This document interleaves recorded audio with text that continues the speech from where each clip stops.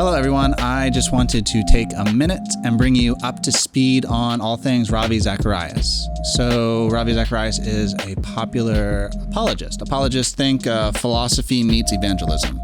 Ravi Zacharias was a unique apologist because he had a lot of heart in what he said. He wouldn't just speak analytically. So hundreds of videos on YouTube of Ravi Zacharias with tens of millions of views. So if you look up Christian apologists, Christian defenders of the faith, Ravi Zacharias pops up all the time. He's had just so much credibility as a cultural thinker, as a Christian thinker. He wrote forwards to books and many of his own books. And now we know that Ravi Zacharias was what many Christians are calling a serial predator. He used his position and used ministry money. His ministry is called RZIM, R-Z-I-M, Ravi Zacharias International Ministry. He was using that money and his prestige to groom women. So here are the facts. So a woman came forward while he was alive and accused him of sexually exploiting her.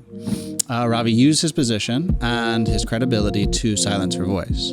Ravi Zacharias passed away within the last year, and since then, other women have felt brave enough to be able to come forward. And so RZIM, they hired an independent investigation firm to look into these allegations. They knew they couldn't do them themselves. Enough were coming forward that they had to take them seriously. So they hired an outside firm to look into these allegations. And the evidence is pretty conclusive that Ravi Zacharias groomed and preyed on dozens of women. And maybe even like all over the world. They found evidence on his phone, his emails, they found pictures. Ravi Zacharias was using ministry money to groom these women. He was using his position to power play them. He would get close to them. A lot of them said that they initially viewed him as a father figure. And then he would require sexual favors from them. So Ravi Zacharias isn't the first Christian leader to fall in this way. It's been happening all over the place, whether it's Hillsong Church in New York or Ravi Zacharias, whether it's pastors or cultural thinkers. Christians are struggling. Christian leaders are struggling with this. Ravi Zacharias, it's easy to trust him. Like you hear him, even me, I really loved Ravi Zacharias, and I thought he was credible because he spoke from the heart and not just from the head. He would empathize with the audience, with the questions that were being asked of him, just really beautiful rhetorician, and all the while he was living a double life. It's important to point out that Ravi Zacharias isn't any different than me. I just a few degrees of separation, really. He just indulged in his temptations, whereas I haven't. So the investigation and all their findings, I'll link them down below. They've published all of them. You don't have to be a lawyer to be able to read them. They write them in a way that's accessible. I've read through them. They are pretty easy to understand. They're conclusive. They're strong with their evidence. The women have remained anonymous. This agency has kept the women's names anonymous, which I wholeheartedly support. But nonetheless, you'll get a really strong picture of what's taken place if you want to look further into this. Also, if you're interested in a longer conversation on this, we did a podcast recently with a pastor who used to have a porn addiction. He's the first pastor who's been willing to come on and actually share with us his history with pornography and the addiction there.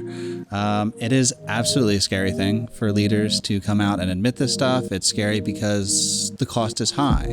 I really love that Pastor Kenny was willing to come on and have this conversation with us. We talk a lot about the Ravi Zacharias stuff, so if you want to check that out further, please listen to the podcast. And it has to be said that every organization, church, and ministry needs to have policies and procedures in place for sexual integrity. So if you're a part of a church, do check with your leadership. If you're a part of leadership, make sure that's in place, not just in the anticipation that something bad will happen, but also to safeguard and protect what does exist.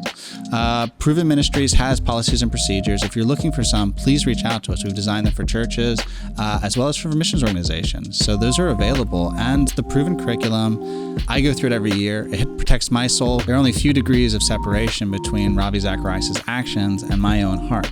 So if you need any of that content or material, please check the show notes below. Do check out the podcast and make sure there are policies and procedures for sexual integrity, because we need to protect. We need to have these things instituted and in place so that we can feel safe. So do check out those resources. They will all be in the show notes. And at the end of the day, I think the worst part about all of this, at least for me, is that Christians can't seem to be safe. I mean, so many of these women's testimonies just said they thought that Ravi was safe. And I want my heart to be safe, and I want my friends to be safe. I want them to feel safe around me. I want my pastors and my leaders and the people I look up to. I want them to be safe, and I want them to be integrous. So all of that stuff is available. I'm done preaching. Do check out those resources. And for a further update, again, those links are below. We'll catch you guys next time. Have a good day.